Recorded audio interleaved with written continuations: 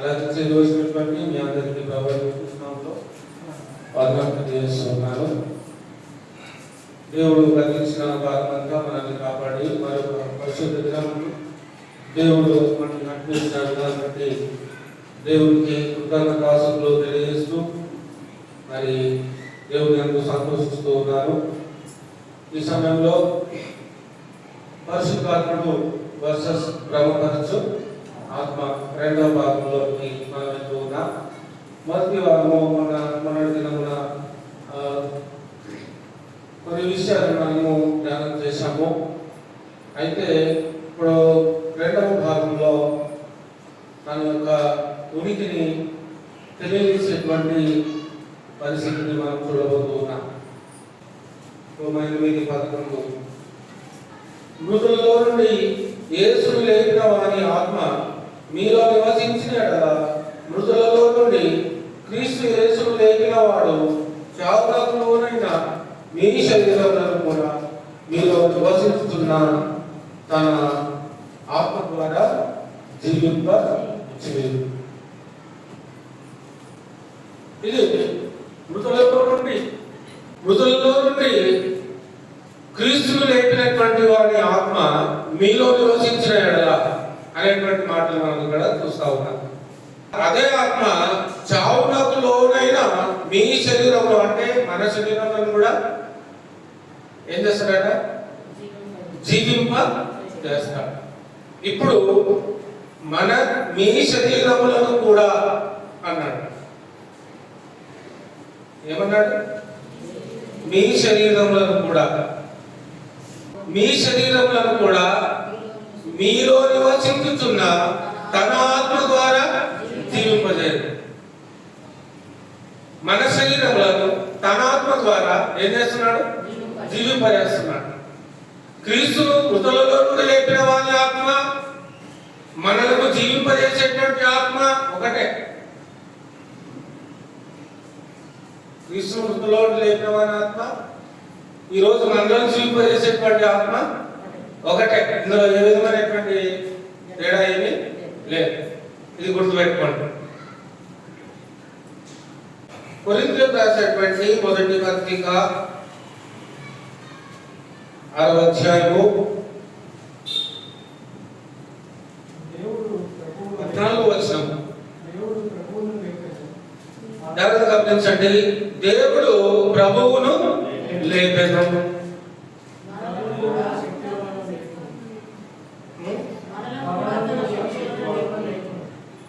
మనలను కూడా తన శక్తి వలన లేపును. మనలను కూడా దేవుడు ప్రభువును ఎలాగైతే లేపాడో మనలను కూడా తన శక్తి ద్వారా మనల్ని కూడా ఆయన లేపుతాడు అనేది మనం గమనిస్తూ ఉన్నాం. దేవుడు ఎంత శక్తి కలిగిన వాడు అంటే మృతి చెందినా కూడా ఆయన మృతులలో నుండి లేపగలిగినటువంటి శక్తి కలిగినటువంటి వాడు. ఆ శక్తి ఎవరికి ఉంది అంటే ఆత్మకి ఉంది. మృతులలో నుండి లేపే శక్తి ఉంది, మనల్ని జీవింపజేసే శక్తి కూడా అదే ఆత్మకి ఉంది. కాబట్టి మనం గమనించవలసినటువంటి విషయాన్ని ఆలోచన చేస్తున్నప్పుడు, అంటే మనలను జీవింపజేసేది ఎవరు అంటే ఆత్మయే మనలను జీవింపజేస్తుంది. ఇది మనం మనం గమనించాం. తర్వాత కొరింథీయులకు రాసినటువంటి 2వ పత్రిక 4వ అధ్యాయం 14వ వచనం కూడా చూడాలి. విశ్వసించి తిని గనుక మాట్లాడి తిని అని వ్రాయబడిన ప్రకారము అట్టి విశ్వాసంతో కూడిన ఆత్మ గలవారమై ప్రభు అయిన యేసును లేపిన వాడు యేసుతో మమ్మును కూడా లేపి మీతో కూడా తన ఎదుట నిలువబెట్టునని ఎరిగి మేము విశ్వసిస్తున్నాము కనుక మాట్లాడుతున్నాము. మనం విశ్వసించవలసింది దేని మీద? మన యొక్క విశ్వాసం దేని మీద ఆధారపడి ఉండాలి? మన యొక్క విశ్వాసము దేని మీద ఆధారపడి ఉండాలి? మన యొక్క విశ్వాసము దేవుని మీద ఆధారపడి ఉండాలి. దేవుడు అంటే ఏ దేవుని మీద ఆధారపడి ఉండాలి? మనకు ఒక దేవుడు మనకు చెప్పబడినటువంటి ఒక దేవుడు అయినటువంటి వారి మీదనే మన యొక్క విశ్వాసము ఉండాలి, ఆధారపడి ఉండాలి. ఆ ఒక దేవుడు తండ్రి ఉంటాడు, కుమారుడు ఉంటాడు, పరిశుద్ధాత్ముడు ఉంటాడు. అంటే మన విశ్వాసము కేవలము క్రీస్తు మీద మాత్రమే ఉంచితే మన విశ్వాసము వ్యర్థం. మన విశ్వాసము తండ్రి మీదనే ఉంచితే మన విశ్వాసము వ్యర్థం. మన విశ్వాసము ఆత్మ మీదనే ఉంచితే మన విశ్వాసము వ్యర్థం. నీ విశ్వాసం పరిపూర్ణం అవ్వాలి అంటే నువ్వు తండ్రిని విశ్వసించాలి, కుమారుని విశ్వసించాలి, పరిశుద్ధాత్మని విశ్వసించాలి. విశ్వాసం ఒకటే. ఆ ఒకటైనటువంటి విశ్వాసము ఎవరి మీద నువ్వు కలిగి ఉండాలి అంటే తండ్రి కుమారుడి మీద, పరిశుద్ధాత్మని మీద నువ్వు కలిగి ఉండాలి. మన విశ్వాసంలో విభజన అనేది ఉండదు. మన యొక్క విశ్వాస జీవితంలో విభజన అనేది ఉండదు. ఎప్పుడైతే విభజన వస్తుందో అక్కడ మన విశ్వాసము పరిపూర్ణము కావట్లేదు, కావడము అసాధ్యము అనేది గమనించాలి. మన యొక్క విశ్వాసం పరిపూర్ణం ఎప్పుడవుతుంది అంటే మనము దేవుడి మీదనే ఆ విశ్వాసాన్ని కలిగినటువంటి వారంగా ఉన్నప్పుడు ఖచ్చితంగా మన యొక్క విశ్వాసము పరిపూర్ణము అవుతుంది.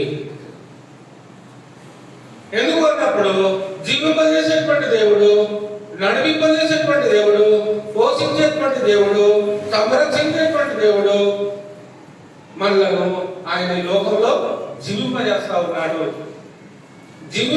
ఉన్నాడు. తన ఆత్మ ద్వారా మనలను ఆయన జీవింపజేస్తా ఉన్నాడు. తన మాట ద్వారా ఆయన మనల్ని జీవింపజేస్తా ఉన్నాడు. తన శక్తి ద్వారా ఆయన మనల్ని జీవింపజేస్తా ఉన్నాడు. మొదటి యోహాను పత్రిక 5వ అధ్యాయము 6 నుంచి 8 వచనాలు గమనిద్దాం. ఈ వచనం చాలాసార్లు మనం చదువుతున్నాము, అయినను ఒకసారి మనం దాన్ని చూద్దాము. మొదటి యోహాను పత్రిక 5వ అధ్యాయము 6, 7, 8. నీళ్ళ ద్వారాను 5వ వచనం కూడా చదివితే బాగుంటుంది అనుకుంటున్నాను. యేసు దేవుని కుమారుడని నమ్మువాడు తప్ప లోకమును జయించువాడు మరి ఎవడు? నీళ్ళ ద్వారాను రక్తము ద్వారాను వచ్చిన వాడు ఈయనే. ఈయన ఎలా వచ్చాడట? నీళ్ళ ద్వారాను రక్తము ద్వారాను వచ్చాడు. ఎవరు వచ్చాడట? యేసుక్రీస్తు.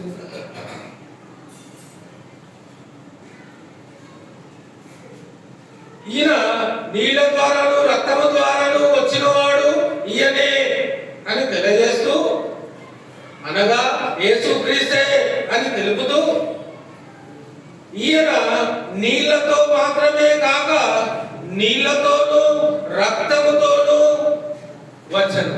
మొదటిసారి చెప్పాడు నీళ్ళ ద్వారా రక్తం ద్వారా వచ్చిన వాడు ఈయన చెప్పాడు. మరలా రెండవసారి కూడా అదే చెప్తున్నాడు. ఏం చెప్తున్నాడు? ఫస్ట్ చెప్పాడు కదా, మళ్ళీ ఎందుకు చెప్తున్నాడు? నీళ్ళ ద్వారాను రక్తం ద్వారాను వచ్చిన వాడు ఈయనే, అనగా యేసుక్రీస్తే. ఈయన నీళ్ళతో మాత్రమే కాక నీళ్ళతోనూ రక్తంతోనూ వచ్చాడు. 2 సార్లు ఎందుకు చెప్తున్నాడు? అర్థం చేసుకుంటున్నారా? గమనిస్తున్నారా? ఆలోచన చేస్తున్నారా? ఫస్ట్ చెప్పాడు కదా ఒకసారి నీళ్ళ ద్వారా నీళ్ళతోనూ. ఫస్ట్ చెప్పే మాట ఏంటి? నీళ్ళ ద్వారాను రక్తము ద్వారాను అని ఫస్ట్ చెప్పాడు. రెండవసారి ఏం చెప్తున్నాడు? నీళ్ళతోనూ రక్తముతోనూ వచ్చాను. ఫస్ట్ ఏమో ద్వారా, సెకండ్ ఏమో తోను.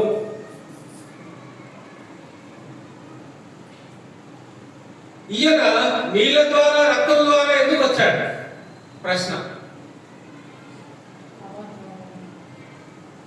ఈయన నీళ్ళ ద్వారా రక్తం ద్వారా ఎందుకు వచ్చాడు?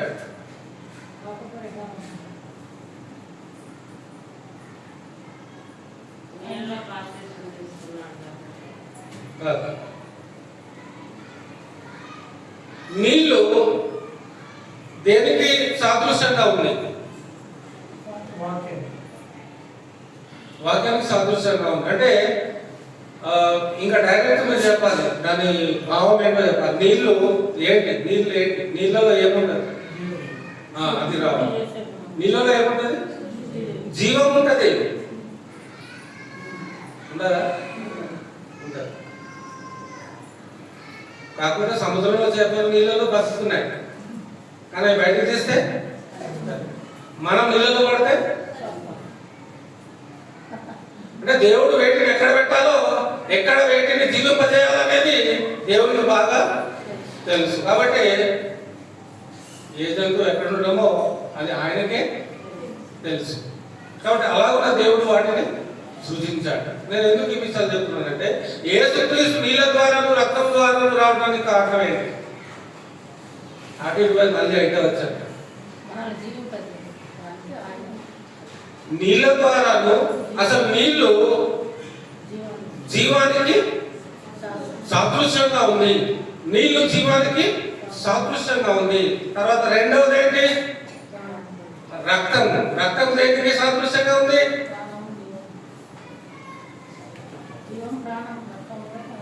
జీవము ప్లస్ ప్రాణము రెండు ఒకే అర్థాన్ని ఇస్తున్నాయి, కానీ విభజించేసంట. నీళ్లు నీళ్ళే, రక్తము రక్తమే. కానీ మన శరీరంలో నీళ్లుంటాయి ప్లస్ రక్తం కూడా ఉంటుంది. కానీ ఈ నీళ్లు రక్తము వేరయ్యేటువంటి సమయం కూడా వస్తుంది మన శరీరానికి. ఈ నీళ్లు రక్తము వేరైపోయేటువంటి సమయం కూడా వస్తుంది ఈ జీవితానికి, ఈ శరీరానికి, ఈ దేహానికి. అది ఎప్పుడవుతుంది అంటే ప్రాణం పోయినప్పుడు. ప్రాణం పోయినప్పుడు అంటే జీవం పోయినప్పుడు నీళ్లు వేరు, రక్తము వేరు. మీరు ఎప్పుడైనా రక్తము ఎదురు తీసి పెట్టారా? చంపబడినటువంటి మేక రక్తం, కోడి రక్తం కప్పులో తీసి పెట్టారా ఎప్పుడైనా? కొంచెం సేపు అయిన తర్వాత రక్తం మాత్రమే గడ్డ కట్టుకుని పోతుంది, నీరు మాత్రము పైకి. చూసారు ఎప్పుడైనా అలాంటి సీన్? నీళ్లు రక్తము కలిసి ఉంటేనే మనం ఈ లోకంలో బ్రతుకుతాం. నీళ్లు రక్తము కలిసి ఉండాలి మన దేహంలో, అలా ఉంటేనే మనం బ్రతుకుతాం. నీళ్లు జీవానికి సాదృశ్యంగా ఉంది, రక్తము ప్రాణానికి సాదృశ్యంగా ఉంది. కాబట్టి రెండు కూడా జీవానికి మూలముగా మనం దీన్ని చూస్తూ ఉంటాం. ఈ జీవానికి మూలమైనటువంటి ఈ సాదృశ్యంలో ఉన్నటువంటి నీరు, రక్తము, ఈ రెండు కలిగినటువంటి వాడే యేసుక్రీస్తు వారి లోకానికి వచ్చాడు. నీళ్ళకి ప్రాణం ఎక్కడి నుంచి వచ్చింది? నీళ్ళకి జీవం ఎక్కడి నుంచి వచ్చింది? రక్తానికి ప్రాణం ఎక్కడి నుంచి వచ్చింది?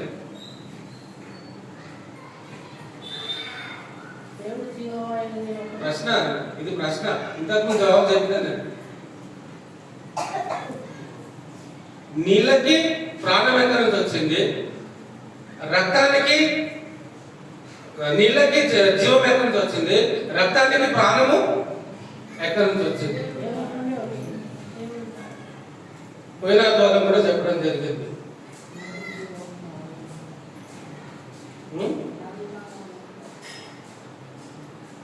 ఇందాక చదువుకున్నా కదా రోమా 8:11 మర్చిపోయారా? ఫస్ట్ అందుకే అదే వచ్చింది.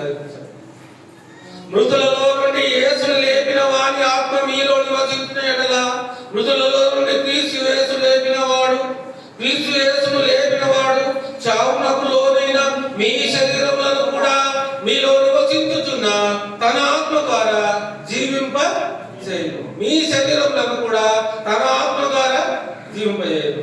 నీళ్ళకి జీవం ఎక్కడి నుంచి వచ్చింది? రక్తానికి ప్రాణం ఎక్కడి నుంచి వచ్చింది అంటే ఆత్మ దగ్గర నుండి వచ్చింది. ఇది ఆన్సర్. అంతేనా? అంటే ప్రాణము, జీవము, ప్రాణము రెండు కూడా ఆత్మ నుండే వచ్చింది. కాబట్టి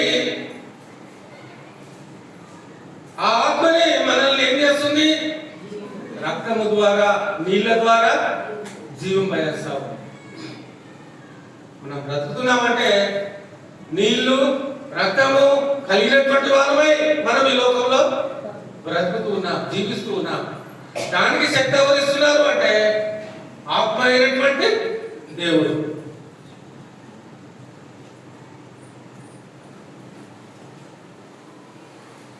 అందుకే మీరు ఎప్పుడైనా గమనించండి, బ్రతుకున్న వాళ్ళ దగ్గర రక్తం తీసుకుంటారా, చనిపోయిన వాళ్ళ దగ్గర రక్తం తీసుకుంటారా?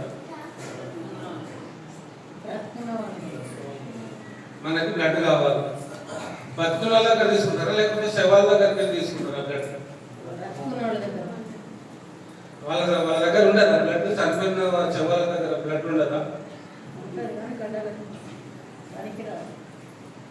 ఉంటారు కానీ ఏమవుతుంది? జీవము ప్రాణము లేదు, కోల్పోతుంది, ఆ తత్వాన్ని కోల్పోతుంది. చచ్చిపోయాడు అంటే అదే జీవమును కోల్పోవడం. అందుకే రక్తం కావాలంటే ప్రాణంలో దగ్గరనే రక్తము తీసుకుంటారు. శవం దగ్గర రక్తం తీసుకొని ప్రాణంలో దగ్గర ఎక్కించాడు అనుకో, అప్పుడు ఆ వ్యక్తి కూడా అంతేనా? నిజమేనా చెప్పేది? అబద్ధం. మనలను జీవింపజేసేటువంటి వాడు ఆత్మ అయినటువంటి దేవుడు. ఆయనలో జీవము ఉంది. ఆ జీవము వలననే మనము జీవిస్తూ ఉన్నాము, బ్రతుకుతున్నాము, చలించగలుగుతున్నాము అనేది మనం గమనిస్తూ ఉన్నాం. ఎన్నో వర్షం చదువుతున్నాం మనం? మొదటి యోహాను పత్రిక 5వ అధ్యాయము 6-7 వర్షాలు కూడా చూడాలి మనం. నీళ్ళ ద్వారాను రక్తం ద్వారాను వచ్చిన వాడు అని అనగా యేసుక్రీస్తే ఈయన నీళ్లతో మాత్రమే కాక నీళ్లతోనూ అన్నాడు. ఫుట్నోట్లో 5 ఇచ్చాడు నా బైబిల్. నీళ్లతోనూ అనేది 5 ఫుట్నోట్. నీళ్లలో మొదటి యోహాను పత్రిక 5వ అధ్యాయము 6వ వచనము ఈయన నీళ్లతో అన్నాడు. నీళ్ళలో మాత్రమే కాక నీళ్లతోనూ రక్తముతోనూ, రక్తములో నీళ్లలో అయిన నీళ్ళు వచ్చాయి. ఇప్పుడు నీరు జీవానికి సాదృశ్యంగా ఉంది, రక్తము ప్రాణానికి సాదృశ్యంగా ఉంది. ఇప్పుడు యేసుక్రీస్తు వారు నీళ్లను రక్తమును కలిగినటువంటి వాడే ఎందుకు వచ్చాడు అంటే దానిని ఏదైతే ఆయన కలిగి వచ్చాడో దానిని మన కోసం ఆయన అర్పించాడు.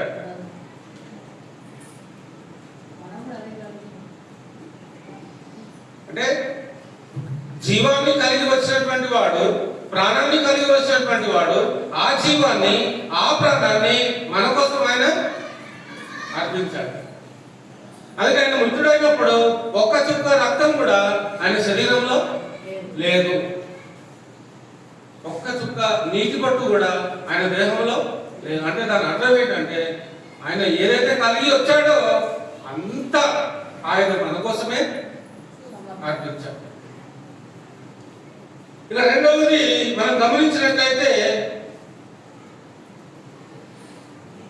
ఆత్మ సత్యము కనుక అన్నాడు. మొదటి యోహాను పత్రిక 5వ అధ్యాయం 6వ వచనంలో చదువుతున్నారు చివరి లైన్. ఆత్మ సత్యము కనుక సాక్ష్యం ఇచ్చేవాడు ఆత్మయే. ఆత్మ ఎవరట? సత్యము కనుక సాక్ష్యం ఇచ్చినది ఆత్మయే. ఇప్పుడు సాక్ష్యము యేసుక్రీస్తు ఇవ్వాలా లేక ఆత్మ ఇవ్వాలా?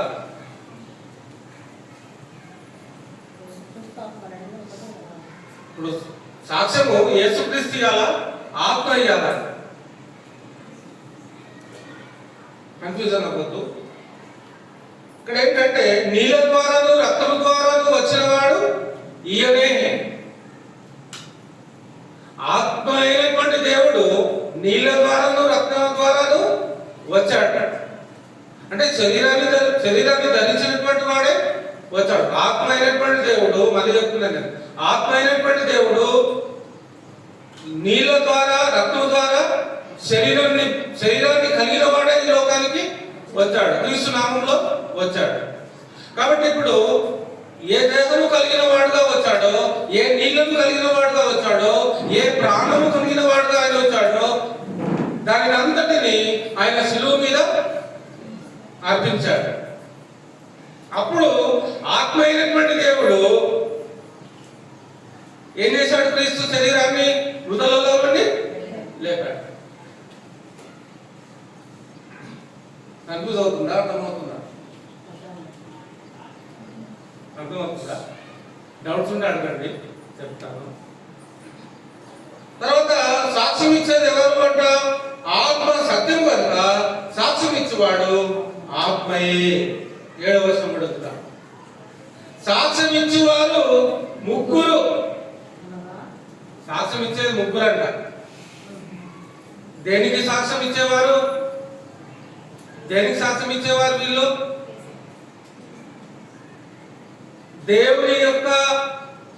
దేవుని గురించి సాక్ష్యం ఇచ్చేవారు, తర్వాత కుమారుని గురించి సాక్ష్యం ఇచ్చేటువంటి వారు.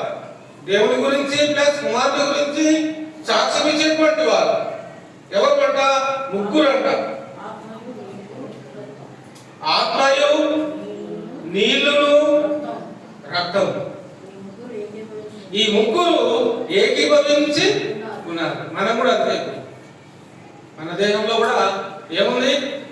ఆత్మ ఉంది, నీళ్లున్నాయి, రక్తం కూడా మన దేహంలో ఉంది. ఈ మూడింట్లో ఏ ఒక్కటి ఈ దేహాన్ని విడిచిపెట్టిపోయినా మనము బ్రతకలేము. ఆత్మ, నీళ్లు, రక్తం, ఈ మూడింట్లో ఏ ఒక్కటి ఈ దేహంలో నుండి మనం వద్దనుకున్నా మనం బ్రతకలేము ఈ లోకంలో. అంతేగాని మూడు కావాలి మనకి. దేనికోసం కావాలి? బ్రతకడం కోసం కావాలి. ఏం కావాలి? ఆత్మ కావాలి, నీళ్లు కావాలి, రక్తం కావాలి. నాకు రక్తం వద్దు అంటే బ్రతకలేడు, నాకు నీళ్లు వద్దు అంటే బ్రతకలేడు, నాకు ఆత్మ వద్దు అంటే బ్రతకలేడు. మూడు కావాలి. ఈ మూడు ఏకీభవించి ఉంటేనే మనం నిలబడతాం భూమి మీద. ఈ మూడిట్లో ఏదైనా తప్పిపోయినా మనం నిలవబడలేము, సమాధిలో పాతి పెట్టబడతాం. కాబట్టి జీవింపజేసేటువంటి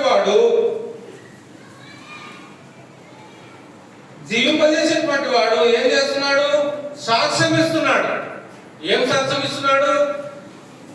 నీళ్లు, రక్తము, ఆత్మ, ఈ మూడు కలిసి ఉంటేనే నీవు బ్రతకగలుగుతావు, ఈ లోకంలో జీవిస్తావు, లేకపోతే నీవు జీవించవు అని ఆత్మ సాక్ష్యం ఇస్తున్నాడు. తర్వాత నీళ్లు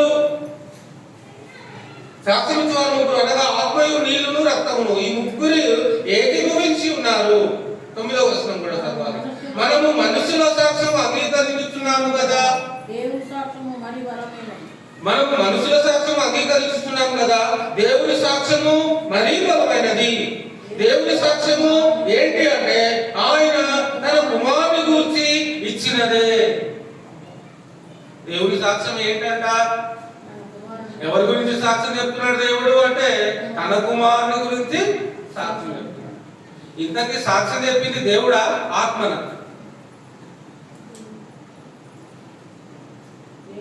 ఆరో వచనం చివరి లైన్. ఆత్మ సత్యం కనుక సాక్ష్యం ఇచ్చేవాడు ఆత్మయే. 6వ వచనంలో సాక్ష్యం ఇచ్చేవాడు ఆత్మయే. 9వ వచనంలో సాక్ష్యం ఇచ్చేవాడు దేవుడు అంటున్నాడు. అంటే ఆత్మ ఎవరు? దేవుడు. కాబట్టి దేవుడు తన ఆత్మ ద్వారా మనలను జీవింపజేస్తున్నాడు. దేవుడు తన ఆత్మ ద్వారా క్రీస్తుని లోకానికి శరీరధారిగా పంపించాడు. కాబట్టి ఆయనను చంపేసినప్పుడు తన ఆత్మ ద్వారా మృతులలో నుండి క్రీస్తును లేపాడు. కాబట్టి ఇప్పుడు మృతులలో నుండి యేసుక్రీస్తును లేపినటువంటి వాని ఆత్మ మనలో నివసించాలి.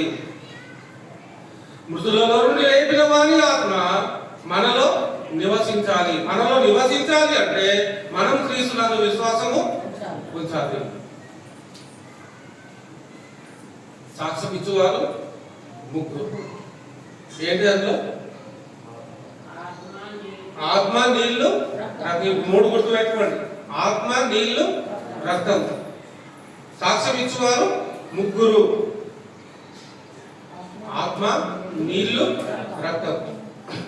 ఈ 3ంటిని కలిగి వచ్చినటువంటి వాడు మన ప్రభువైనటువంటి యేసుక్రీస్తు వారు. మనం కూడా కలిగి ఉన్నాం ఈ 3. మనం కూడా ఎప్పటి వరకు కలిగి ఉంటాము అంటే మన ప్రాణం పోయేంత వరకే. తర్వాత ఆత్మ ఎక్కడికి వెళ్ళిపోతుంది? ఆత్మ దేవుని దగ్గరికి వెళ్ళిపోతుంది. ఈ దేహంలో ఉన్నటువంటి నీరు, రక్తము ఎక్కడికి వెళ్ళిపోతుంది అంటే మట్టిలోనికి వెళ్ళిపోతుంది.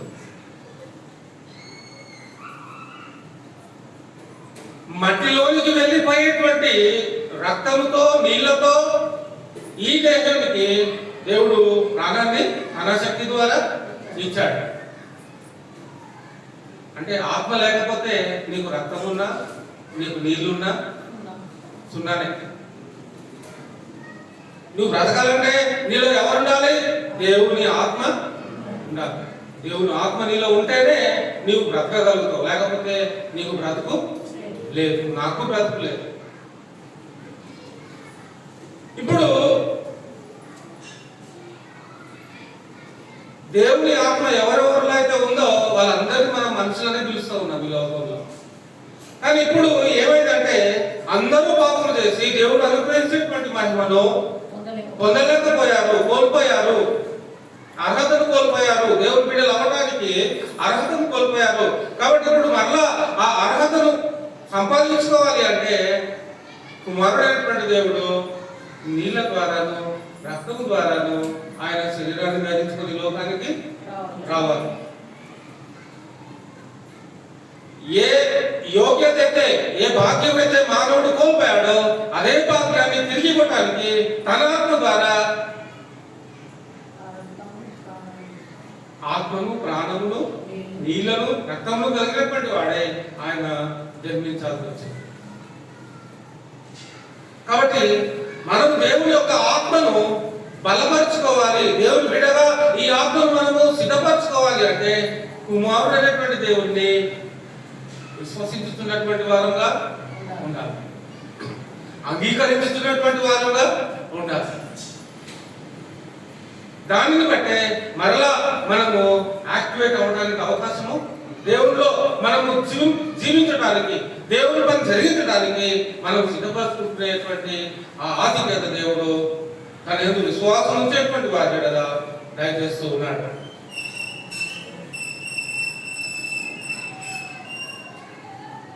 ఆ సాక్ష్యం ఏమనగా దేవుడు మనకు ఎంత అవసరం అంటే 1 యోహాను పత్రిక 5వ అధ్యాయము 10, 9, 10, 11 మనము మనుషుల సాక్ష్యం అంగీకరిస్తున్నాము కదా, దేవుని సాక్ష్యము మరీ బలమైనది. దేవుని సాక్ష్యము ఆయన మన కుమారుని గురించి ఇచ్చినది.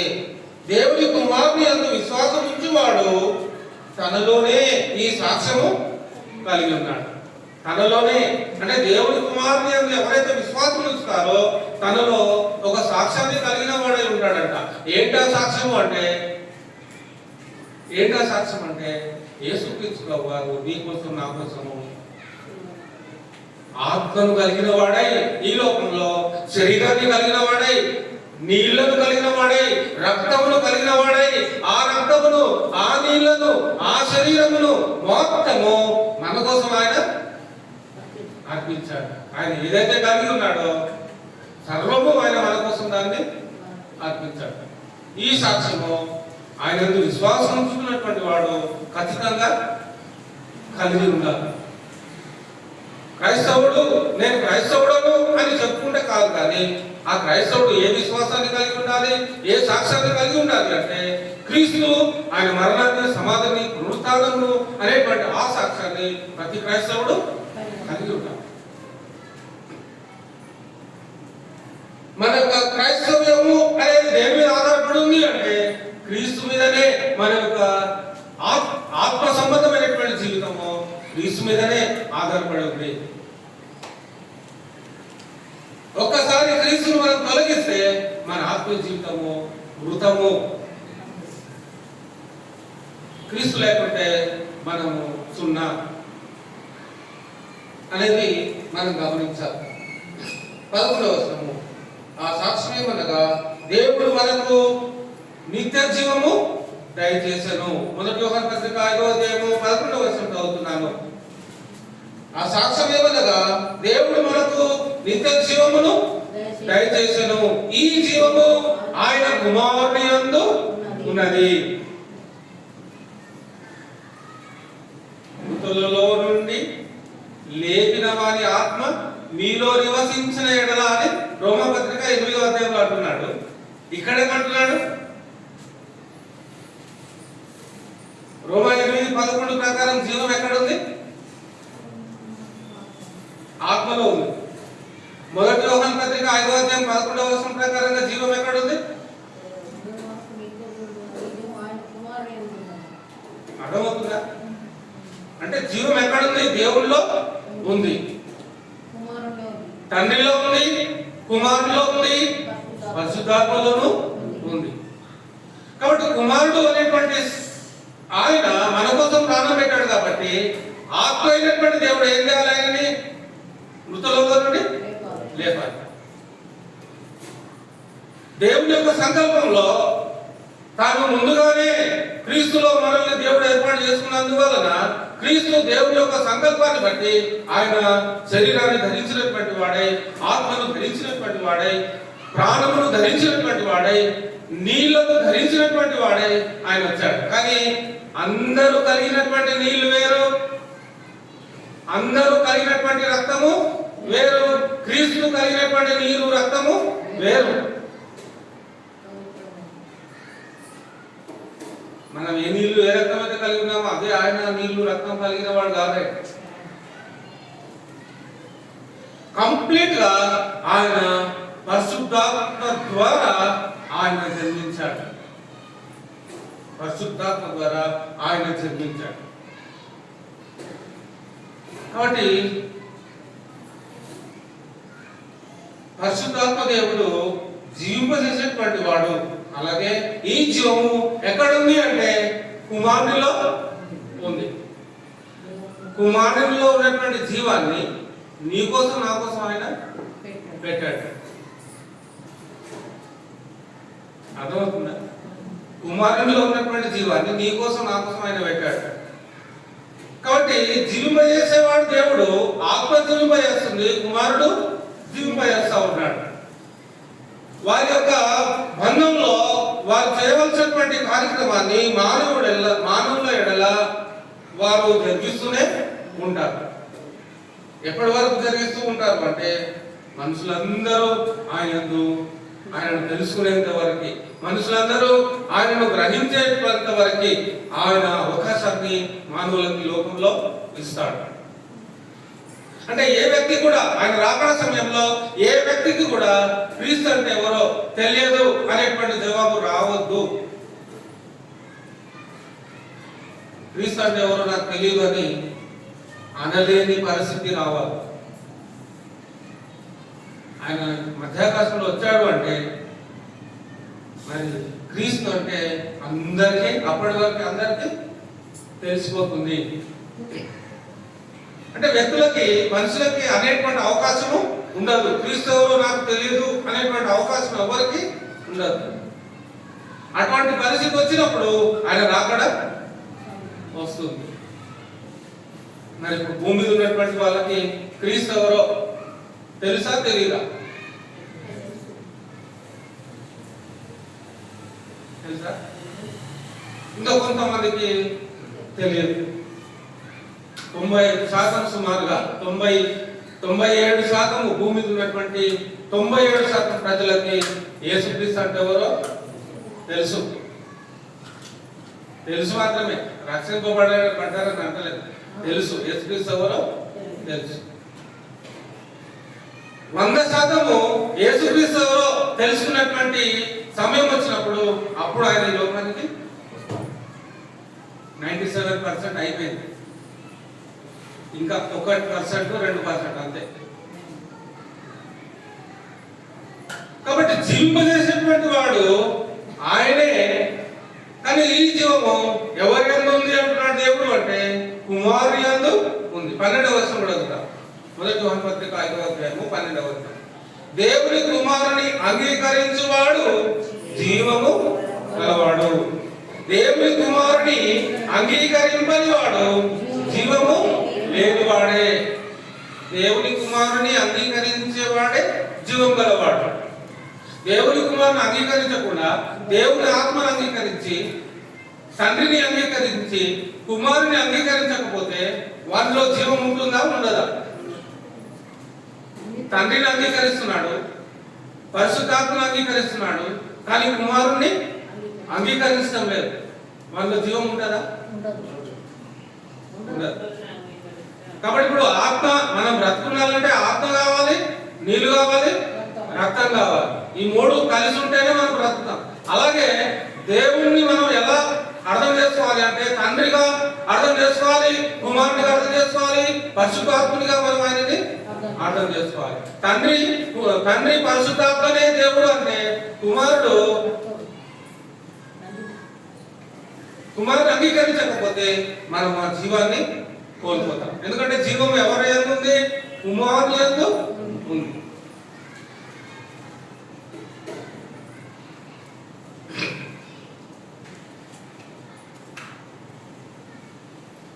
ఆ తర్వాత మనం గమనించినట్లయితే యోహాను సువార్త 19వ అధ్యాయము 34వ వచనము ఈ సందర్భంగా మనం చూద్దాం.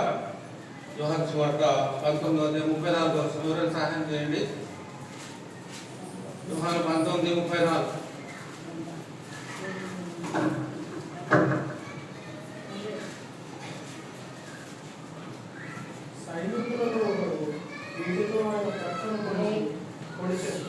వెంటనే రక్తము నీరు కారని ఇది చూచిన వాడు సాక్ష్యం ఇచ్చుచున్నాడు.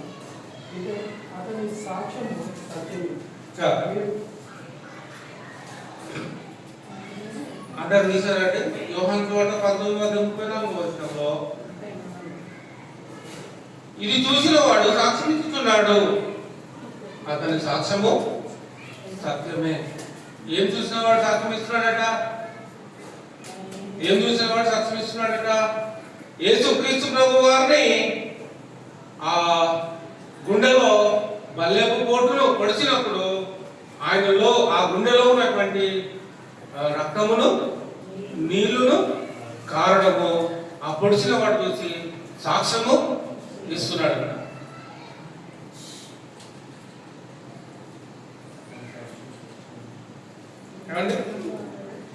ఏం సాక్ష్యం ఇస్తున్నాడు?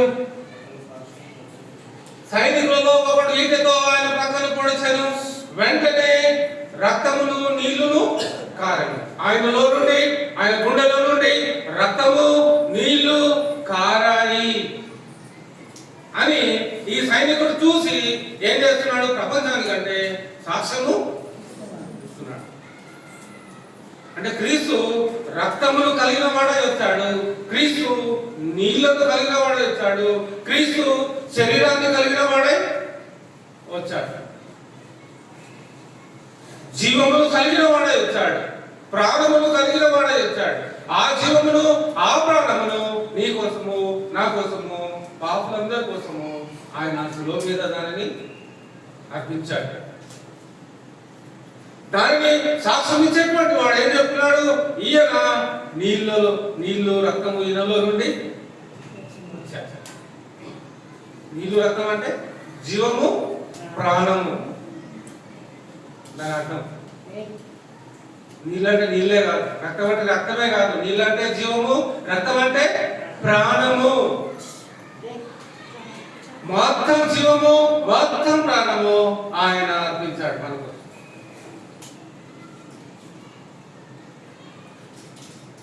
కాబట్టి దేవుడు ఆయన మృతులలో నుండి లేపాడు. ఇది చాలా మూలం ఈ పాఠానికి. మనము మనుషుల సాక్ష్యం అంగీకరిస్తున్నాం కదా, దేవుని సాక్ష్యము మరీ బలమైంది. దేవుని సాక్ష్యము బలమైనటువంటి సాక్ష్యము. మనము దేవుని యొక్క ఆత్మను ఆత్మకు మనము పాఠాలు నేర్పించవలసినటువంటి అవసరం ఏమీ లేదు. ఎవరికి? దేవుని ఆత్మకి మనం పాఠాలు ఏమి నేర్పించలేదు. దేవుని ఆత్మకి మనం పాఠాలని లెసన్స్ ఏమి చెప్పలేదు. ఇదిగో నేను ఇప్పుడు ప్రార్థన చేస్తున్నా, పరిశుద్ధాత్మ మీ మీదకి వస్తాడు అని చెప్పలేము. అర్థమవుతుందా? ఇదిగో నేను ఇప్పుడు మీ తల మీద చేతులు పెడుతున్నాను, పరిశుద్ధాత్మ దేవుడు మీ మీదకి వచ్చేస్తున్నాడు అని చెప్పొద్దు. నేను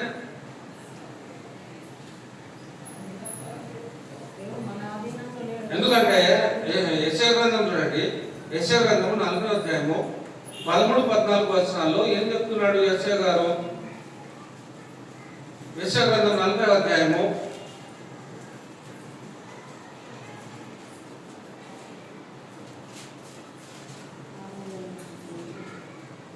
యెషయా గ్రంథము 40వ అధ్యాయము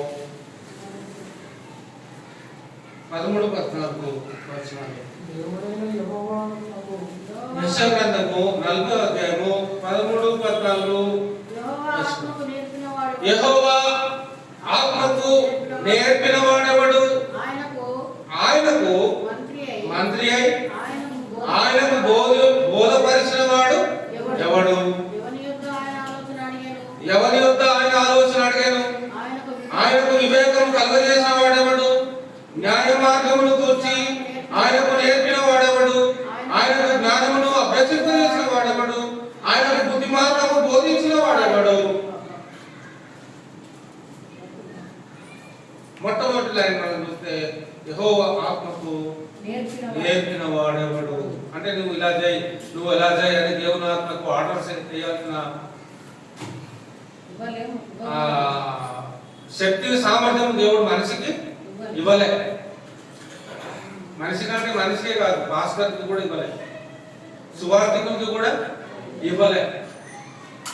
సువార్థికుడు చెప్తేనే, సువార్థికుడు నోరించి చెప్తేనే పరిశుద్ధాత్మ మీ మీదకి వస్తది అనేది అబద్ధం.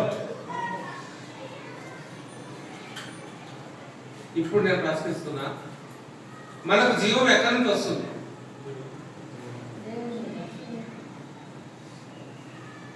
మనం బ్రతుకున్నామంటే ఎలా బ్రతుకున్నాం? మనం ఆయన ఆత్మ ద్వారా మనము బ్రతుకున్నాం. ఇప్పుడు మరలా ఒక పాస్టర్, ఒక సువార్థికుడు చేతులు ఉంచడం ద్వారా పరిశుద్ధాత్మ అనుగ్రహింపబడడం అనేది మొదటి శతాబ్ద కాలంలో జరిగింది. అపోస్తలులు చేతులు ఉంచడం ద్వారా పరిశుద్ధాత్మ వరాలు అనేవి ప్రారంభ శతాబ్ద కాలంలో అపోస్తలుల ద్వారా, అపోస్తలులైన పౌలు గారి ద్వారా జరిగింది. ఒక సువార్థికుడు చేతులు ఉంచడం ద్వారా పరిశుద్ధాత్మ దిగడం అనేది మొదటి శతాబ్ద కాలంలో జరిగింది. కానీ ఈ కాలంలో అవి లేవు. ఈ కాలంలో అవి లేవు. ఈ వరాలు కుమ్మరించబడాలు, ఈ పరిశుద్ధాత్మ దిగి రావడాలు ఇవన్నీ లేవు. నీవు క్రీస్తునందు విశ్వాసం ఉంచి, నీవు క్రీస్తును దేవుని కుమారుడుగా నువ్వు అంగీకరించి క్రీస్తు కొరకు నువ్వు జీవించడానికి నిర్ణయం చేసుకుంటున్నప్పుడు, నీ పాపాలు కడగబడటానికి నీవు నీటి బాప్తిస్మాన్ని క్రీస్తు యొక్క నామంలో నీవు తీసుకునే వాడవైతే అప్పుడు నీకు పరిశుద్ధాత్మ అనేటువంటి వరము దేవుడు నీకు ఎప్పుడు ఇస్తాడు? బాప్తిజం పొందిన తర్వాత నీకు పరిశుద్ధాత్మ వరం అనేది వస్తుంది. ఒక్కసారి. ఎన్నిసార్లు? ఒక్కసారి. నువ్వు చర్చికి పోయినప్పుడల్లా పరిశుద్ధాత్మ కుమారింపబడడం అనేది కాదు. అంటే ఆదివారం ఒక్కరోజు కుమారిస్తాడు, సోమవారం నుంచి శనివారం వరకు పోతుంది అన్నమాట ఆ ఆత్మ. ఉండదు మన దగ్గర, అంతేనా? ఆదివారం చర్చికి వెళ్తారు కదా, ఆదివారం సంఘానికి వెళ్ళినప్పుడు పాస్టర్ గారి చేతుల నుంచి పరిశుద్ధాత్మ కుమ్మరిస్తాడు. ఓకే, బాగానే ఉంది. మరి సోమవారం శనివారం వరకు ఆ పరిశుద్ధాత్మ ఎక్కడ పోతుంది? ఉండదా? నేను చెప్పేది పాస్టర్లు ప్రార్థన చేస్తే వచ్చే పరిశుద్ధాత్మ గురించి.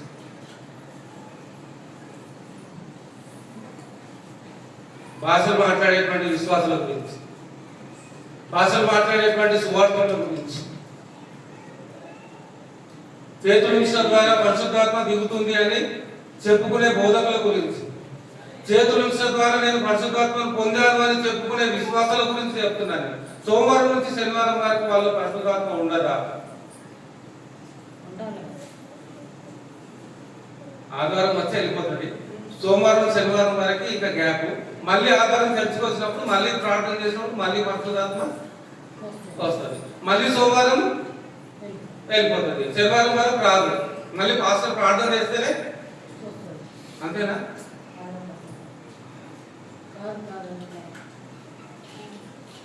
నీవు క్రీస్తు నామములో నువ్వు బాప్తిసం పొందినప్పుడు నువ్వు పరిశుద్ధాత్మ అనే వరాన్ని పొందుకుంటావు. ఒకసారి నువ్వు పరిశుద్ధాత్మ అనే వరాన్ని పొందుకుంటావు. మాటి మాటికి నువ్వు పరిశుద్ధాత్మ వరాన్ని నువ్వు పొందుకో. దేవుడు ఒక్కసారి నీకు ఆధిక్యతను ఇచ్చాడు ఆ వరాన్ని పొందుకోవడానికి. కాబట్టి దేవుడిచ్చేటువంటి విధానాన్ని మనం గమనించినప్పుడు ఆ విధానాన్ని మనము స్థిరపరచుకోవాలి, బలపరచుకోవాలి. ఆ విధానంలోనే మనం జీవించడానికి ఇష్టపడాలి. దేవుడు ఒక్కసారి మనకు తన ఆత్మని ఇస్తాడు వరముగా. సువార్తకుడు ప్రార్థన చేయడం ద్వారా పరిశుద్ధాత్మ ఏమి రాడు. ఎందుకంటే ఇందాక మనం చదువుకున్న యెషయా 40వ అధ్యాయంలో ఏమంటున్నాడు? యెహోవా ఆత్మకు నేర్పినవాడు ఇప్పుడే నేను మీ మీద చేతులు ఇస్తున్నాను, ఇప్పుడే పరిశుద్ధాత్మ నీ మీదకి. అంటే ఆత్మకు నేర్పించడమా, ఆత్మను గద్దించడమా, ఆత్మను తన కంట్రోల్లో పెట్టుకోవడమా? దేవుని ఆత్మను తన కంట్రోల్లో పెట్టుకొని తను చెప్పినప్పుడే ఆత్మ మనుషుల మీదకి వస్తుందా? ఇప్పుడు ఆత్మ దేవునికి లోబడాలా? ఆత్మ దేవుని చిత్త ప్రకారంగా రావాలా, లేకపోతే ప్రార్థన చేసేటువంటి వ్యక్తి చిత్త ప్రకారంగా ఆత్మ పనిచేయాలా?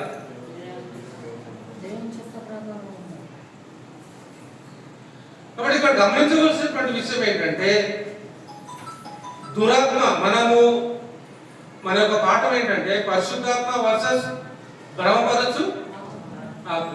ఇక్కడే అపవాదం ఏం చేశాడు అంటే భ్రమపరచు ఆత్మని పరిశుద్ధాత్మగా చిత్రీకరించి మనుషులను మోసం చేస్తా ఉన్నాడు. పరిశుద్ధాత్మ అనేటువంటి ముసుగులో బ్రహ్మపరుచు ఆత్మ పనిచేస్తుంది. అర్థమవుతుందండి? పరిశుద్ధాత్మ అనేటువంటి ముసుగులో బ్రహ్మపరుచు ఆత్మ అనేది పనిచేస్తా ఉంది. ఇది తెలుసుకున్నప్పుడు సత్యం అంటే ఏంటి అనేది మనకి అర్థమవుతా ఉంటుంది. సత్యం ఏం చేస్తుంది అంటే స్వతంత్రులుగా చేస్తుంది. అసత్యం ఏం చేస్తుంది? ఉన్న స్వతంత్రతని ఆదమవలు లోబడినంత వరకు బాగానే ఉన్నారు. ఎప్పుడైతే విధేయత చూపెట్టక అవిధేయతలోకి వెళ్ళారో వారికి ఏమైంది? ఏదైనా తోటలో ఉన్నటువంటి స్వతంత్రము పోయింది. దేవుడితో ఉన్నటువంటి స్వతంత్రతను కోల్పోయారు. కాబట్టి దేవుని మాటను నిరాకరిస్తే ఎవరైనా కూడా ఆ స్వతంత్రతని కోల్పోతారు. ఇప్పుడు దేవుని ఆత్మ ద్వారా ఎవరైతే దేవుని ఆత్మను విశ్వసిస్తారో, నమ్ముతారో, ఎవరిమైతే దేవుని ఆత్మ వరముగా ఉంటుందో ఆ ఆత్మీయంగా ఆ వ్యక్తి ఎప్పుడైతే జీవిస్తూ ఉంటాడో అప్పుడు ఆ వ్యక్తి దేవుని విషయంలో స్వతంత్రుడుగా ఉంటాడు.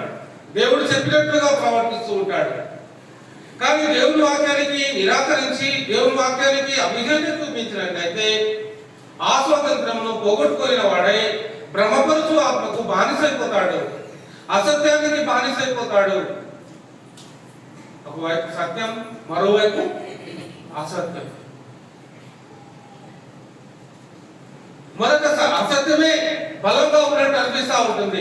మొదట అసత్యమే చాలా అందంగా ఉన్నట్టు అనిపిస్తూ ఉంటుంది. మొదట అసత్యమే గొప్పగా ఉన్నట్టు అనిపిస్తూ ఉంటుంది. కానీ ఎప్పుడైతే సత్యము అనేది బయలుపరచబడుతుందో అప్పుడు అసత్యం అనేది తలదించుకునేటువంటి పరిస్థితి ఏర్పడుతుంది. కాబట్టి ఎప్పటికైనా గెలిచేది ఏంటి అంటే సత్యమే ఎప్పటికైనా గెలిచేది. అసత్యము గెలవదు. అసత్యం గెలిచేటట్టుగానే ఉంటది. అసత్యము అంతు అంటే లాస్ట్ ఇంకా ఫైనల్కి వెళ్ళినట్టుగానే ఉంటది అసత్యం. కానీ ఫైనల్కి వెళ్ళినా కూడా అక్కడ ఓడిపోక తప్పదు. ఎందుకంటే ఎప్పటికైనా కూడా సత్యమే గెలుస్తుంది. ఆత్మ సత్యము కనుక సాక్ష్యం ఇచ్చేవాడు ఆత్మయే. సాక్ష్యం ఇవ్వాలి అంటే ఆత్మయే సాక్ష్యం ఇవ్వాలి. సాక్ష్యం ఇవ్వాలి అంటే కుమారుడే సాక్ష్యం ఇవ్వాలి. సాక్ష్యం ఇవ్వాలి అంటే తండ్రే సాక్ష్యము ఇవ్వాలి. అందుకే ఇప్పుడు యేసుక్రీస్తు గురించి తండ్రి ఏం సాక్ష్యం చెప్పాడు? ఈయన నా ప్రియ కుమారుడు, ఈయనందు నేను ఆనందిస్తున్నాను. మరి ఇప్పుడు యేసుక్రీస్తు గురించి పరిశుద్ధాత్మ ఏం సాక్ష్యం చెప్పాడు?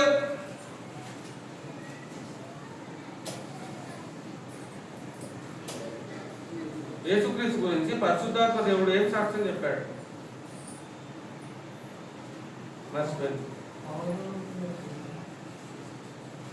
మర్చిపోయింది కదా, గుర్తు చేస్తా. 1 యోహాను పత్రిక 5వ అధ్యాయము 11వ వచనం 12వ వచనం. ఈ సాక్ష్యం ఏమనగా, ఆ సాక్ష్యం ఏమనగా దేవుడు మనకు నిత్య జీవమును దయచేసెను. ఈ జీవము ఆయన కుమారుని యందు ఉన్నది. దేవుని కుమారుని అంగీకరించువాడు జీవం గలవాడు, దేవుని కుమారుని అంగీకరింపని వాడు జీవము లేని వాడే. ఇది ఆత్మ సాక్ష్యం ఇస్తున్నాడు. పరిశుద్ధాత్మ దేవుడు సాక్ష్యం ఇస్తూ ఉన్నాడు. ఏం సాక్ష్యం ఇస్తున్నాడు అంటే కుమారుని యందు జీవము ఉంది, కుమారుని యందు జీవం ఉంది అని పరిశుద్ధాత్మ దేవుడు సాక్ష్యం. దేవుడు తనకు తానుగా ఒక సాక్ష్యాన్ని కలిగినటువంటి వాడుగా ఉన్నాడు. మానవుని ఎడల ఆయన తన యొక్క ఉనికిని నానా విధములుగాను నానా రకాలుగాను పాత నిబంధన కాలంలో ఆయన ఉన్నాడు. కొత్త నిబంధన కాలంలో మనం చూస్తున్నప్పుడు కుమారుని ద్వారా ఆయనతో మనతో కుమారుని ద్వారా మాట్లాడాము. దేవుడు మనతో మాట్లాడాలి అంటే కుమారుని ద్వారానే మనతో ఆయన మాట్లాడాల్సిందే. మళ్ళీ చెప్తున్నాను, దేవుడు మనతో మాట్లాడాలి అంటే ఎవరి ద్వారా మాట్లాడాలి? కుమారుని ద్వారానే మాట్లాడాలి, పరిశుద్ధాత్మ ద్వారా కాదు. హెబ్రీ పత్రిక 1వ అధ్యాయము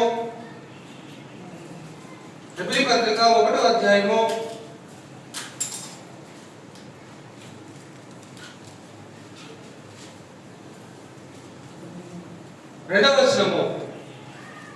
ఈ దినముల అంతమందు కుమారుని ద్వారా మనతో, బైబిల్ తెచ్చుకోలేదా? ఓకే, ఏమో బైబిల్ చేయలేదా? హెబ్రీ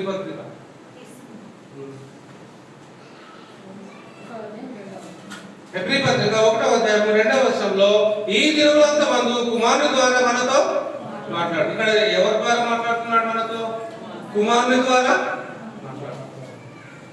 పరిశుద్ధాత్మ ద్వారా మాట్లాడుతున్నాడా లేకపోతే కుమారుని ద్వారా మాట్లాడుతున్నాడా? మీరు చెప్పాలి. ఈరోజు బోధకులు పరిశుద్ధాత్మ ద్వారా మాట్లాడుతూ ఉన్నారు,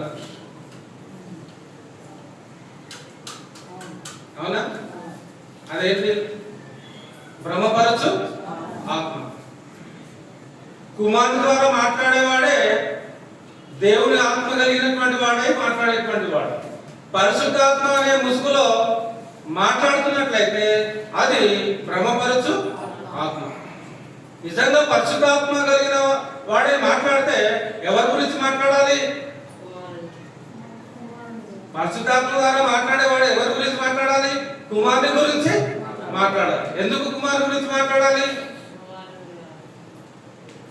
ఎందుకు కుమారుని గురించి మాట్లాడాలి? ఆయన రక్తముతోను నీళ్ళతోను ఆత్మతోను ఈ భూమి మీదకి వచ్చాడు కాబట్టి కుమారుని గురించి మాట్లాడాలి. పరిశుద్ధాత్మ గురించి కూడా మాట్లాడాలి. కానీ పరిశుద్ధాత్మ ఎవరి గురించి మాట్లాడమంటున్నాడు? కుమారుని గురించి మాట్లాడమంటున్నాడు. జీవం ఉంది, ప్రాణం ఉంది, శక్తి ఉంది, ప్రభావం ఉంది, మహిమ ఉంది, అన్నీ ఉన్నాయి.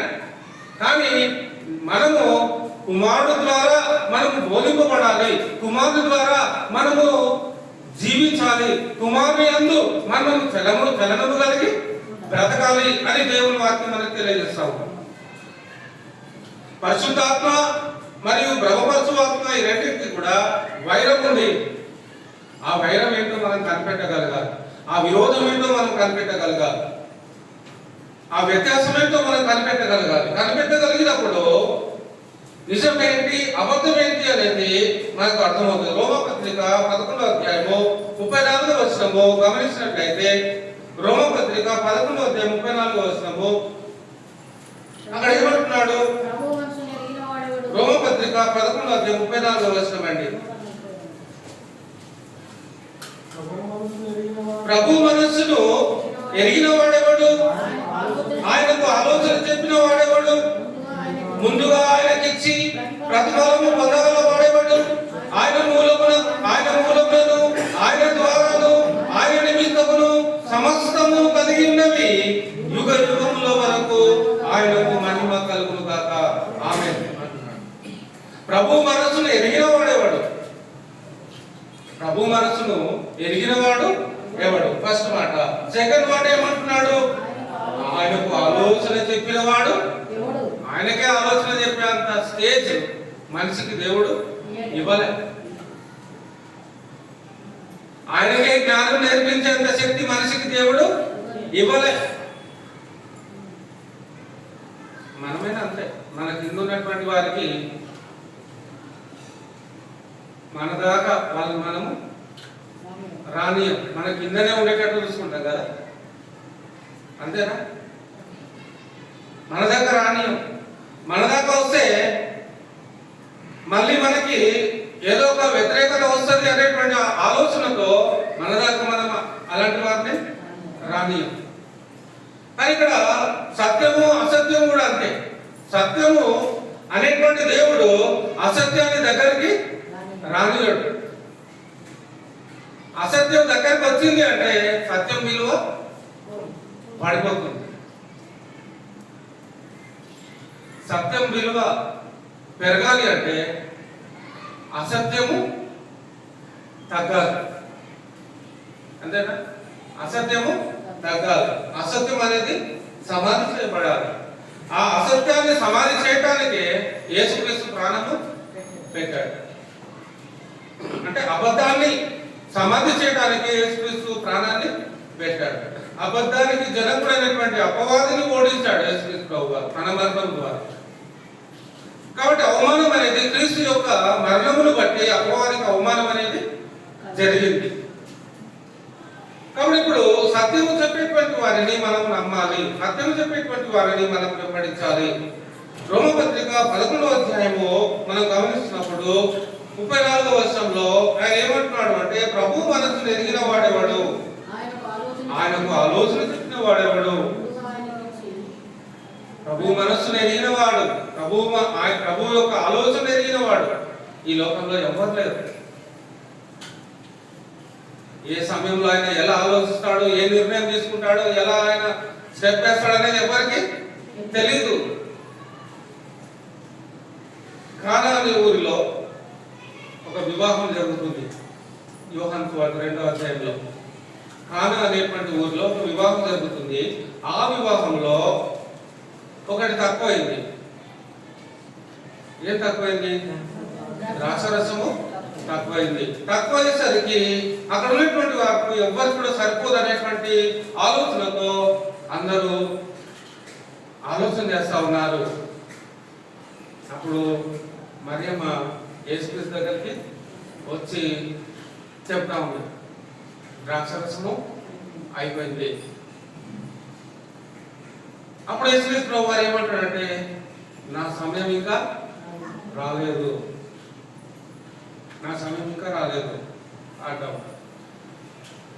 అంటే కొన్నిసార్లు దేవుడు మనం చెప్పగానే మాట వింటాడు అని అనుకుంటాం.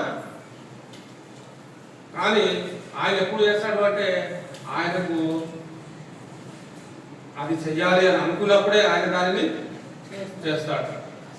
ఎప్పుడు చేస్తాడు అనేది ఆయన చేతిలో ఉంటుంది. మనం చెప్పగానే చేయడు ఆయన. చాలా మంది ఇక్కడ పొరపాటు పడుతూ ఉంటారు. నేను చెప్పినప్పుడే పరిశుద్ధాత్మ దిగి వస్తాడు అని అనుకుంటూ ఉంటారు. నేను చెప్పినప్పుడే, ఇదిగో నేను ఇప్పుడే చేతులు ఉంచుతున్నాను, ఇప్పుడే పరిశుద్ధాత్మ మీ మీదకి వస్తాడు అనేది ఏంటి? కాదు. అంటే దేవుడు పరిశుద్ధాత్మ దేవుడు నా కంట్రోల్లో ఉన్నాడు అని చెప్పుకోవడం, అంతేనా? ఇప్పుడే నేను చేతులుస్తాను నీ మీద, పరిశుద్ధాత్మ దేవుడి మీదకి వస్తాడు అంటే దాని అర్థం ఏంటి? నేను చెప్పినప్పుడే పరిశుద్ధాత్మ దేవుడు వస్తాడు అంటే నీ గులాబీనా పరిశుద్ధాత్ముడు?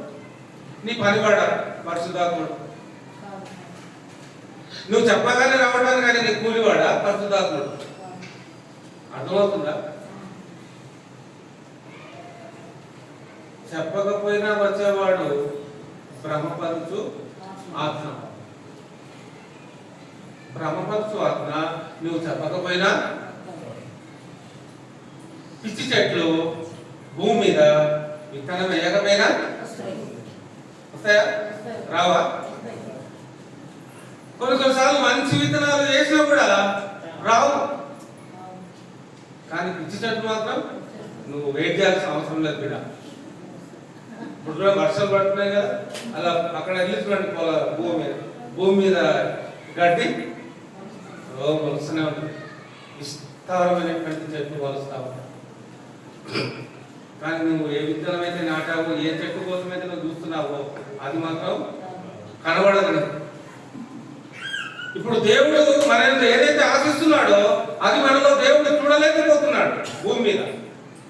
కాబట్టి దేవుడు ఏం చూడాలనుకుంటున్నాడు అంటే సత్యములో వీళ్ళు ఎంతవరకు ప్రావీణ్యత కలిగినటువంటి వారుగా ఉంటారు, ఎంతవరకు విశ్వాసం కలిగినటువంటి వారుగా ఉంటారు, నా గురించి ఎంతవరకు వీళ్ళు అవగాహన కలిగిన వారే ఉంటారు, అది దేవుడు మన ఎంత ఆశిస్తా ఉన్నాడు.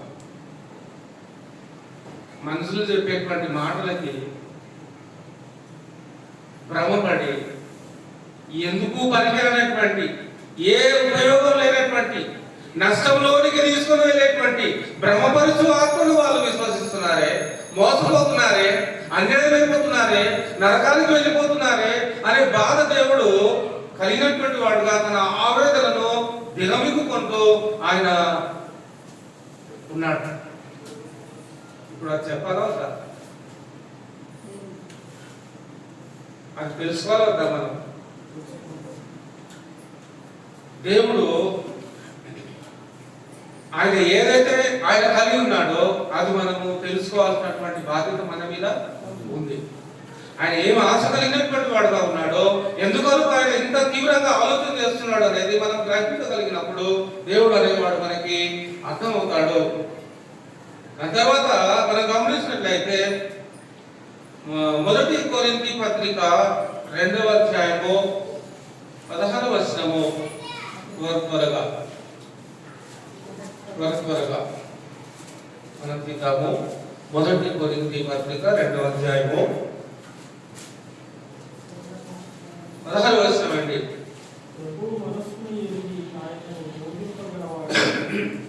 ఇక్కడ కూడా అదే మాట మాట్లాడుతూ ఉన్నాడు. ప్రభు మనస్సును ఎరిగి ఆయనకు బోధింపగలవాడు ఎవడు? మనమైతే క్రీస్తు మనస్సు కలిగిన వారు. మనం ఎవరన్నమాట? క్రీస్తు మనస్సు కలిగిన వాడు. క్రీస్తు మనస్సు కలిగిన వాడు దేనికి ప్రాధాన్యత ఇస్తాడు? క్రీస్తు మనస్సు కలిగిన వాడు దేనికి ప్రాధాన్యత ఇస్తాడు? దేనికి ప్రాధాన్యత ఇవ్వాలి? సత్యానికి ప్రాధాన్యత ఇస్తాడు, సత్యానికి ప్రాధాన్యత ఇవ్వాలి. క్రీస్తు మనస్సును కలిగిన వాడు సత్యానికి ప్రాధాన్యత ఇవ్వాలి. క్రీస్తు మనస్సును కలిగిన వాడు అసత్యానికి ప్రాధాన్యత ఇస్తే అతడు క్రీస్తు మనస్సు కలిగిన వాడు కాడు. ఒకదానికి ఒకటి లింక్ ఉందా? లింక్ ఒక్కటి పైన కూడా ఆత్మీయంగా మనం మృదులం అవుతాం దేవుని సన్నిధిలో. అంటే ఈ మూడును ఏకమై ఉన్నాయి అంటాడు. రక్తము, నీళ్లు, ఆత్మ, ఈ మూడు ఏకమై ఉన్నాయి. ఈ ఏకమైనటువంటి దీనిలో ఏ ఒక్కటి పోయినా కూడా మనలో ప్రాణము, జీవము ఉండదు, బ్రతుకుండదు. కాబట్టి దేవుడు ఏం కోరుకుంటున్నాడు అంటే కొరింథీ పత్రిక 1వ అధ్యాయంలో మనం గమనిస్తున్నప్పుడు 2వ అధ్యాయం చివరి వచనంలో ప్రభు మనస్సును ఎరిగిన వాడి మనస్సును ఎరిగి ఆయనకు బోధింపగలవాడేవాడు. మనమైతే క్రీస్తు మనస్సు కలిగిన వాడు. అంటే క్రీస్తు మనస్సు కలిగిన వాడు ప్రభువుకు బోధించడు. క్రీస్తు మనస్సు కలిగిన వాడు పరిశుద్ధాత్మని గుప్పెట్లో ఎప్పుడంటే అప్పుడు వదలడు పెట్టుకొని. దేవుడికి భయపడేవాడు ఏమంటాడు అంటే ప్రభు చిత్తమైతే మరి దేవుడు నీకు సహాయము చేయుగాక. అది ఒక పద్ధతి. అంతేగాని ఇప్పుడే నేను నీ చేతులు పెడుతున్నాను, ఇప్పుడే పరిశుద్ధాత్ముడు వచ్చేస్తాడు అనేది భ్రమపరిచేటువంటి ఆత్మ పని. ఎందుకంటే ప్రభు చిత్తమైతే నీ మీదికి పరిశుద్ధాత్మ రావాలి అని అనాలి సువార్థకుడు. ఎందుకంటే ప్రభు ఆ ఆత్మ కిందనే ఉన్నాం మనం. ఆ ఆత్మ మనకి దేవుడుగా ఉన్నాడు. ఆయనకు మనం ఆర్డర్ చేయడం కాదు, ఆయన ఆర్డర్ చేయడం మనం తెలుసుకోవాలి. అర్థమవుతుందండి? ఆయనకు మనం ఆర్డర్ చేయడం కాదు, ఆయన మనకి ఏం ఆర్డర్ ఇచ్చినాడో ఆ ఆర్డర్ మనము చేయాలి. అది పక్కకు పెట్టి నేను ఆర్డర్ ఇస్తా ఆయన ఎప్పుడప్పుడు వస్తాడు అనేది అది న్యాయమైనటువంటి మాట కాదు, విరోధమైనటువంటి మాట, దేవుడికి విరోధమైనటువంటి మాట. యోబు గ్రంథము 21వ అధ్యాయం 22వ వచనం చూడండి ఒకసారి. యోబు గ్రంథము 22వ అధ్యాయము, యోబు గ్రంథం 21వ అధ్యాయం 22వ వచనం అండి. యోబు గ్రంథము 21వ అధ్యాయము 22వ వచనం.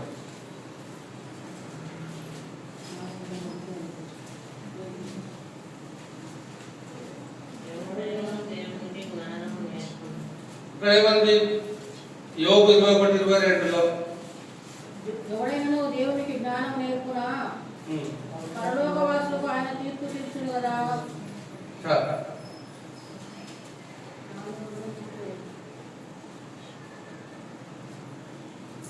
21-22 కదా. ఎవడైనా దేవునికి జ్ఞానము నేర్పునా అంటే భూమి మీద ఉన్నటువంటి ఏ మనిషి కూడా దేవునికి జ్ఞానము నేర్పలేడు. మరి మనిషి ఏ జ్ఞానం నేర్చుకోవాలి? మనిషి దేవుని జ్ఞానాన్ని నేర్చుకోవాలి. దేవునికి జ్ఞానము నేర్పియదు.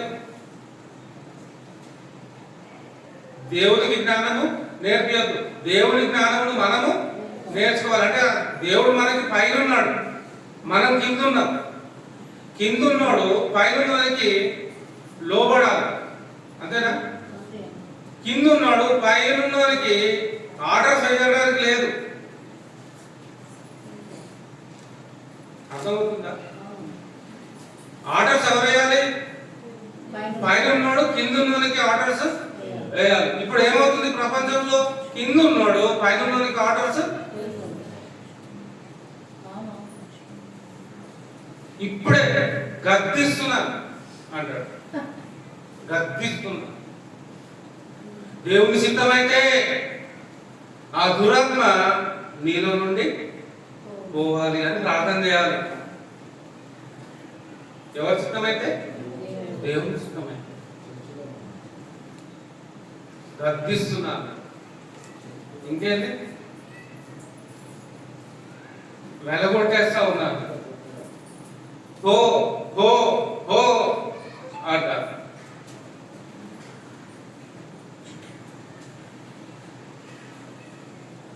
దేవుడు చెప్పేటువంటి మాటను మనం ఆలోచన చేస్తూ ఉన్నప్పుడు 21వ అధ్యాయం 22వ వచనంలో ఎవడైనను దేవుని జ్ఞానము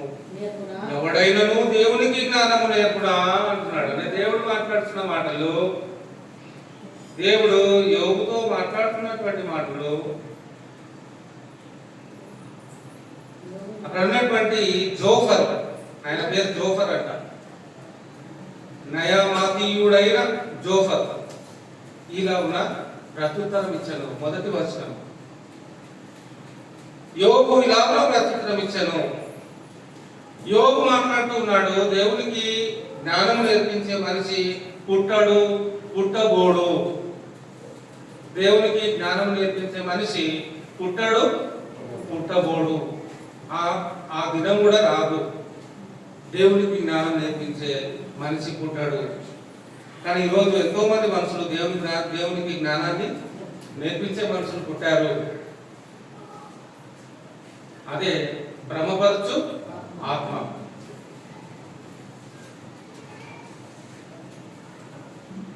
దాని తర్వాత మనం గమనించినట్లయితే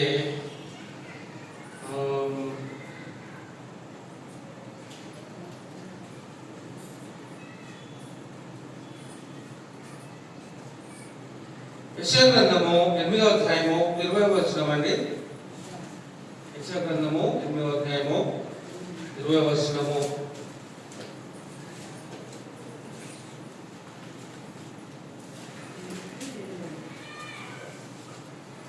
జస్ట్ అబద్ధికుడు వాని లక్షణాలు ఎలా ఉంటాయి అనేది జస్ట్ ప్రారంభం రుచి చూపిస్తున్నది అంతే. నెక్స్ట్ వీక్ దాని డీటెయిల్స్ తెలుస్తుంది. అబద్ధికుడు వాని లక్షణం అంటే భ్రమపరచు ఆత్మ వాని లక్షణాలు ఎలా ఉంటాయి అనేది చెప్తున్నాడు ఇక్కడ. గుర్తుపట్టడానికి మీరు గుర్తుపట్టవచ్చు అలాంటి వారిని. యెషయా గ్రంథం 8వ అధ్యాయం 20వ వచనం.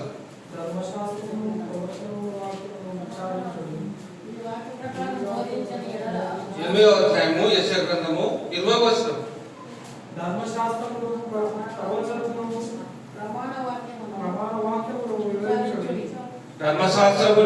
ప్రమాణ వాక్యమును విచారించుడి.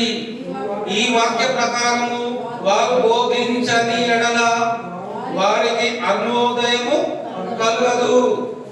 అట్టి వారు ఇబ్బంది పడుచు ఆకలి కొని దేశ సంచారము చేయుదురు. ఆకలి కొనుచు వారు కోపపడి తమ రాజు పేరును తమ దేవుని పేరును శాపములు పలుకుచు మీద చూతురు. భూమి తట్టు తేరి చూడగా బాధలను అంధకారమును దుస్సహాయమైన వేదనయు కలుగును. వారు గాఢాంధకారంలోనికి తోలివేయబడుదురు. అబద్ధాన్ని బోధించేటువంటి వారు ఎలా ఉంటారని చెప్తున్నాడు ఇక్కడ దేవుడు. అంటే దేవుడు చెప్పినటువంటి మాటలను కాకుండా ఇప్పుడే మీ మీద నేను చేతులు ఉంచుతున్నాను, ఇప్పుడే పరిశుద్ధాత్మ మీ మీదకి వస్తుంది అనేది ఎవరు కూడా చెప్పలేదు. అపోస్తలులు చెప్పలేదు, యేసుక్రీస్తు ప్రభువు వారు కూడా అలా చెప్పలేదు, అలా బోధించడం లేదు. మీకు పరిశుద్ధాత్మ కావాలి అంటే క్రీస్తునందు విశ్వాసం ఉంచిన వాడవై నీవు నీటి మూలముగాను ఆత్మ మూలముగాను నీవు ఏం చేయాలి? బాప్తిస్మము పొందాలి. అప్పుడు నీవు పరిశుద్ధాత్మ అనే వరాన్ని పొందుకుంటావని వాక్యం చెప్తుంది. సువార్థికుడు చేతులు ఉంచడం ద్వారా పరిశుద్ధాత్మ వస్తుంది అని బ్రహ్మపరచు ఆత్మ చెప్తుంది. దేవుని వాక్యం చెప్పట్లేదు, దేవుని వాక్యం చెప్పట్లేదు అట్లా. కానీ దేన్ని నమ్ముతున్నారు జనులు అంటే అలా చెప్పేవారినే నమ్ముతున్నారు. అలాగే ఇక్కడ ఏమంటున్నాడు దేవుడు అంటే ధర్మశాస్త్రమును ప్రమాణ వాక్యమును విచారించుడి. విచారించుడు అంటే అర్థం ఏంటి? విచారించుడు అంటే అర్థం ఏంటి? ఏమండి? విచారించుడి.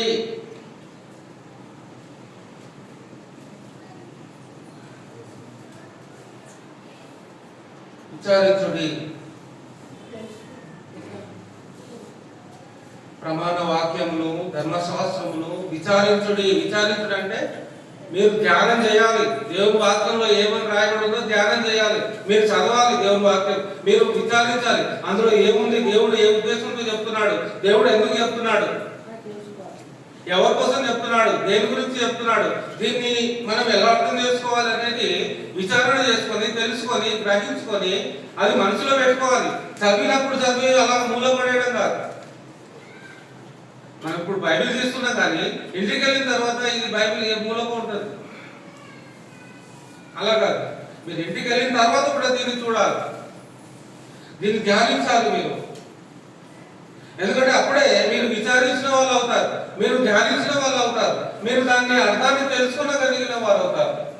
దేవుని యొక్క వాక్యం మనకి ఇచ్చినటువంటి భావాన్ని మనం గ్రహించగలుగుతున్నప్పుడు మరి అందులో ఉన్నటువంటి సత్యాన్ని మనం తెలుసుకోవడానికి అవకాశం అనేది ఉంటుంది.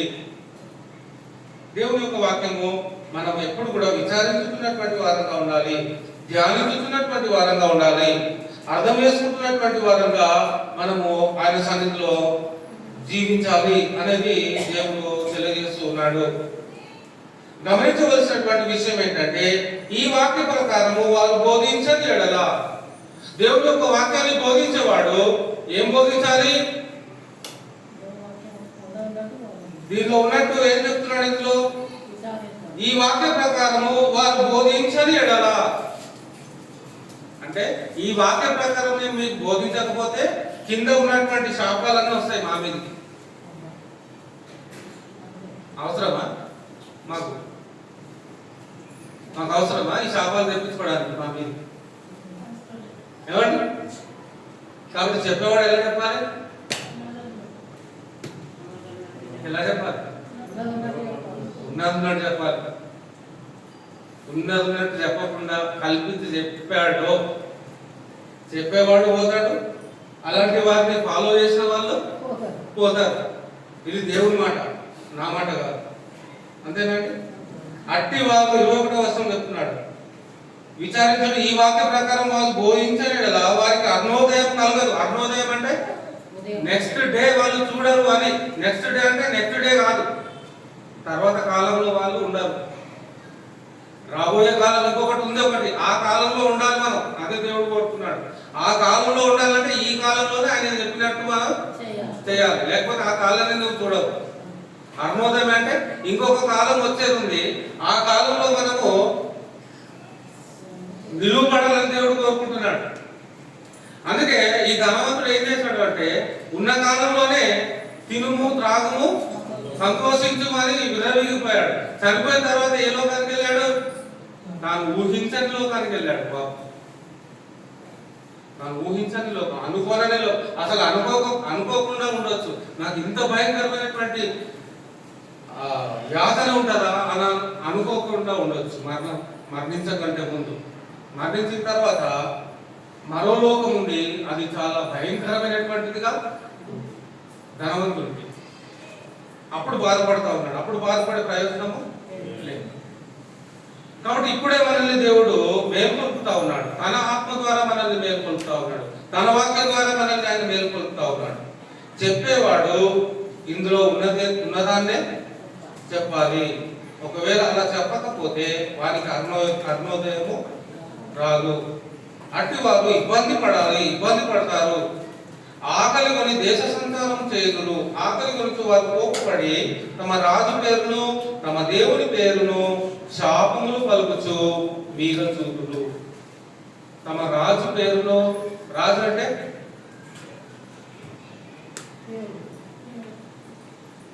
అంటే ఇప్పుడు ఎవరు మనకి రాజు? క్రీస్తు మనకి రాజు. దేవుని పేరును, రాజు పేరును, దేవుని పేరును ఏం చేస్తారట? శాపములు పలుకుతారు. శాపములు పలుకుతారట. రాజు పేరును దేవుని పేరును పలుకుతూ శాపాన్ని పలుకుతారు. తర్వాత అబద్ధాన్ని నమ్ముతారు. అలాంటి వారిని దేవుడు ఏం చేస్తున్నాడు అన్నప్పుడు భూమి తట్టు తేలి చూడగా బాధలు, అంధకారము, దుస్సాహమైన వేదన కలుగును. వేదన అనేది ఉంటుంది, వారికి వేదన ఉంటుంది. అంటే నెమ్మది భూమి మీదనే వారికి నెమ్మది ఉండదు. భూమి మీదనే వారికి సమాధానము, సంతోషము ఉండదు. మాట్లాడద్దు. భూమి మీదనే వారికి సంతోషం ఉండదు. భూమి మీదనే వారికి సమాధానము ఉండదు. కాబట్టి సమాధానము, సంతోషం మనకి ఉండాలి అంటే దేవుని వాక్య ప్రకారంగా దేవుడు చెప్పినటువంటి విధానంలోనే దేవుని వాక్యాన్ని మనము అర్థం చేసుకోవాల్సినటువంటి అవసరం ఉంటుంది. చివరి వచనము మనం చూసుకొని ముగించుకుందామండి. యోహాను సువార్త 16వ అధ్యాయము 13వ వచనము.